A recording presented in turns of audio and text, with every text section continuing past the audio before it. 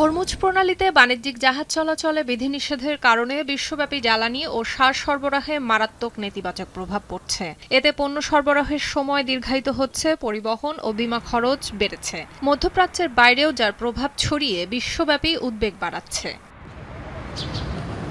এই পরিস্থিতিতে ইরানের পররাষ্ট্র মন্ত্রণালয়ের মুখপাত্র ইসমাইল বাঘাই নিশ্চিত করেছেন, হরমুজ প্রণালীতে বাণিজ্যিক জাহাজ চলাচলের জন্য একটি নির্দিষ্ট রুট নির্ধারণের বিষয়ে ঐকমত্যে পৌঁছেছে ইরান ও ওমান। তিনি আরও জানান, কোনো তৃতীয় পক্ষ এ প্রক্রিয়ায় বাধা না দিলে আগামী শুক্রবারের মধ্যেই একটি যৌথ ঘোষণা আসবে। তেহরান ও মাস্কাটের মধ্যকার এই বোঝাপড়াকে অত্যন্ত পেশাদার পদক্ষেপ হিসেবে আখ্যা দেন বাঘাই। 72 ঘন্টা ময়েশ্চার লক সমৃদ্ধ লিলি হুইপড শিয়া মিস্টিক গ্লোয়িং বডি ওয়াশ। শিয়া বাটারের গুডনেস স্কিন রিপেয়ার করে রাখে সফট ও গ্লোয়িং, ছড়িয়ে দেয় লং লাস্টিং ফ্রেগন্যান্স। ইরানের আইন এবং আন্তর্জাতিক বিষয়ক উপপররাষ্ট্রমন্ত্রী কাজেম গরিবাবাদি জানান, পরিকল্পিত এই নৌপথের বড় একটি অংশ ইরানের জলসীমার মধ্যে থাকবে, আর কিছু অংশ যাবে ওমানের জলসীমার মধ্য দিয়ে। তবে জাহাজের ওপর শুল্ক বা সার্ভিস ফি বসানো নিয়ে দুপক্ষের মতপার্থক্যও রয়েছে।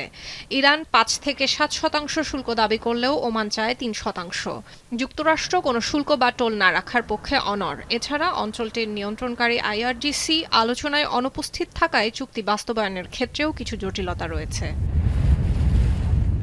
মার্কিন প্রেসিডেন্ট ডোনাল্ড ট্রাম্প ও প্রশাসনের শীর্ষ কর্মকর্তারা দাবি করেছেন, হরমুজ খুলে দেয়া এবং সংকট নিরসনে ইরানের সঙ্গে আলোচনা চলছে। তারা যুদ্ধ এড়িয়ে কূটনীতিকেই বেশি প্রাধান্য দিচ্ছেন। তবে এই আলোচনার কথা অস্বীকার করেছে তেহরান। ইরানের দাবি, ওমানের সঙ্গে তাদের এই আলোচনা সম্পূর্ণ দ্বিপক্ষীয়।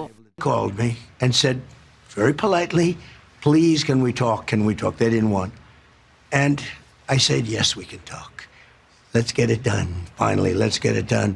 এদিকে হরমুজ প্রণালী ফের খুলে যাওয়ার আশা বাড়ায় টানা চতুর্থ দিনের মতো আন্তর্জাতিক বাজারে স্বর্ণের দাম বেড়ে গত সপ্তাহের মধ্যে সর্বোচ্চ পর্যায়ে পৌঁছেছে।